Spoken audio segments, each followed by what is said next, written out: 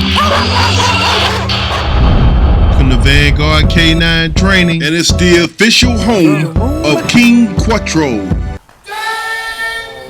A knife or bullets.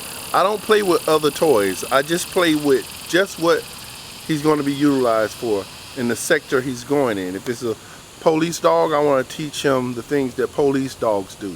I don't want to teach him what pet dogs do. I want to teach a police dog what police dogs do.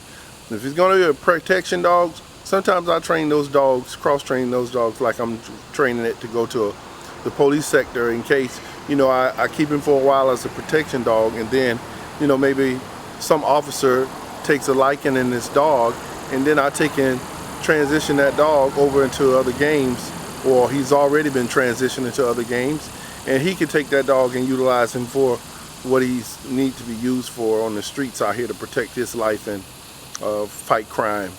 So everything you want to teach your dog to play, you're going to have those toys already, and whatever he's going to be utilized for the rest of his life. If it's sports, train the way they train in sports.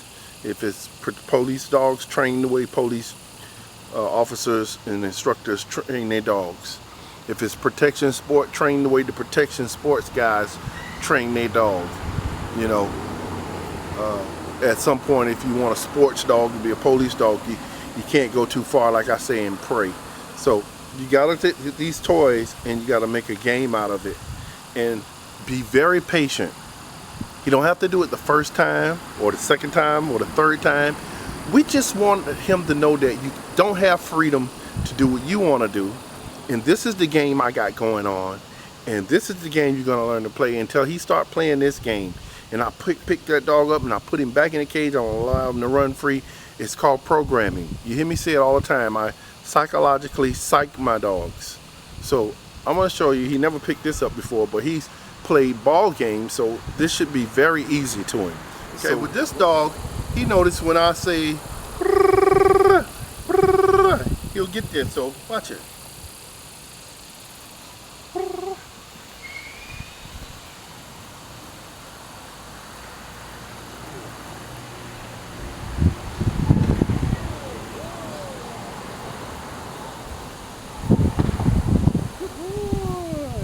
Yes, here. Good boy. Here's a common error that you'll run into that I intentionally did here in this video to show you what will happen if you don't put a long line on a dog that has possessive drive as this one. He chooses to run around. So you want to keep a line on your dog and don't do the same thing. I only do this once here.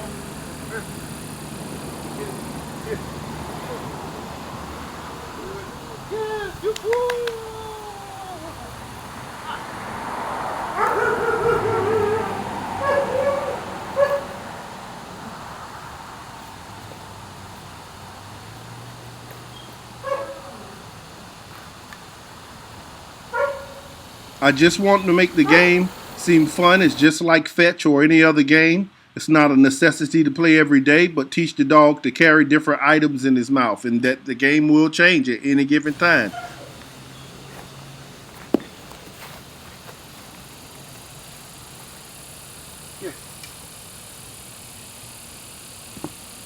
Another good way to have your pet pals bring things back is always have another toy, and waving that toy around like the game is fun over here if you choose to run around, and that'll get him to come to you, as you see he's doing here.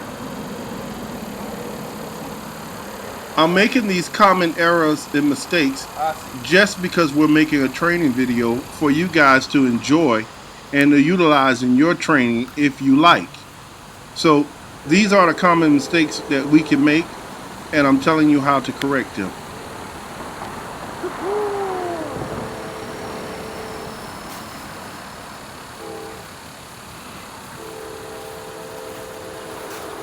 Easy. So that was easy. To him. So once he learned one game, you got your trigger words and your words you use all the times. He'll say, oh, or whatever your word is, or whatever you say. When you say that, he said, oh, that's something. That's that game. He only have something in his hand. He does this. He's gonna pick it up. So the similarity of that in his head It's gonna make him say, I'm gonna put my mouth on it, pick it up because I did that with that other game. Oh no, this is not that. That's not that what I'm looking for, you know. But then after a while, he'll get it. Very small puppies, the first thing you want to do with them is carry them around in your arms. Talk to them. Ride them in the car. Put them in a kennel if they're in an active stage where they're moving around a lot. A little small kennel. Let them out and put them in your lap. And just walk around and go places. Never really putting them on the ground because of the environment hazards. But mainly keeping them in your lap and hugging them and always staying close to them, bonding with them. Because as soon as that puppy begins to walk around and explore your room, he's going to want to explore outside that room. You can begin to show it the chase game, which is prey. And you can change from different items to make him grab hold to it. And you got to keep in mind that his mouth is soft and you don't want to make it discouraging. You want to make it a pleasant event for him. Every time you want the situation to be pleasant. You don't want it to be discouraging because you're going to lose all that you're building upon. So get your puppies, get your toys, get your treats, plan it, get out there and train. And until tomorrow, happy training, Vanguardians. Welcome to Vanguard K9 Training, and it's the official home of King Quattro.